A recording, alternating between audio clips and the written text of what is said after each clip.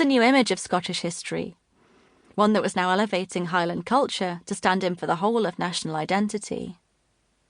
Despite hailing from the Scottish lowlands himself, Scott seemed to have been carried away by nostalgia for a supposed golden age of Celtic romance that ignored lowland culture altogether. Even Scott's devoted son-in-law and biographer, J.G. Lockhart, felt that this national mythologising was approaching the status of a collective hallucination, arguing that, with all respect and admiration for the noble and generous qualities which our countrymen of the Highland clans have so often exhibited, they had always constituted a small and almost always unimportant part of the Scottish population. But in a way, this was part of the appeal, especially since the Highland clearances of the 18th and 19th centuries had seen landlords instigate widespread evictions of tenants in favour of more profitable sheep farming.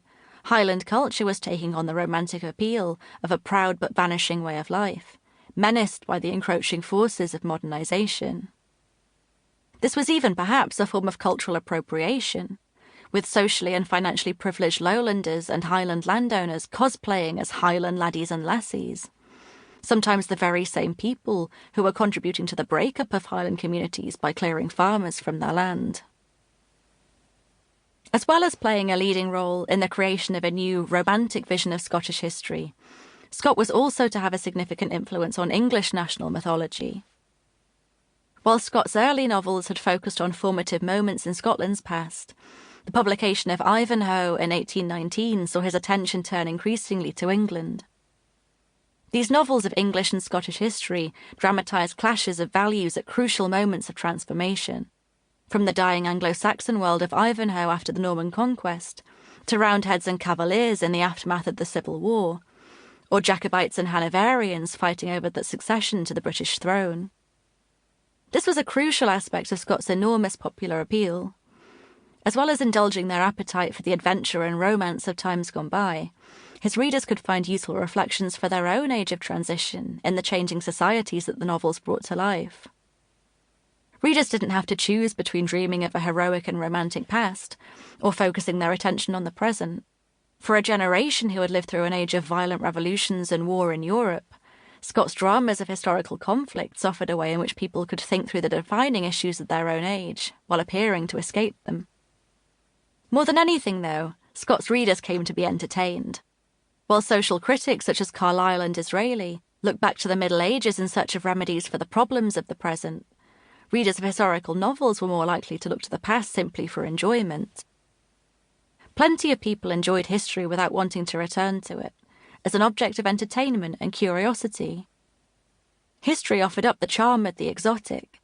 The olden times could be celebrated and indulged in precisely because they were past.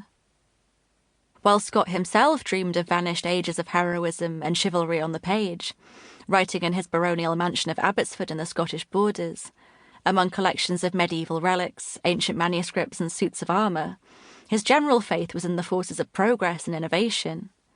Indeed, Abbotsford was Scotland's first home to enjoy the distinctively modern convenience of gas lighting. In turn, his readers could momentarily throw off their modern sensibilities and imagine themselves into romances of history, without giving up the benefits of the present, safe in the knowledge that they lived in an age of modernisation and progress.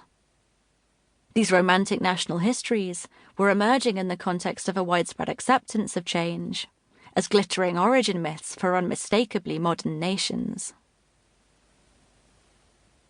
The bad old times. By the middle of the 19th century, a number of writers were beginning to lose patience with their contemporaries' romanticising of the past.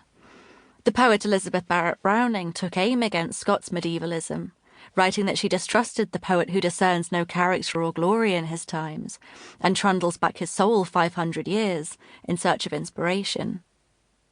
Her epic poem Aurora Leigh in 1856 skewered male writers who complained about the present while idealising selective aspects of the past, arguing that every age appears to the souls who live in it most unheroic. Even Queen Guinevere, she reasoned, was probably bored by King Arthur on occasion. For Barrett Browning, if there was room for poets in this world, their sole work should be to represent the age, their age, not Charlemagne's, this living, throbbing age.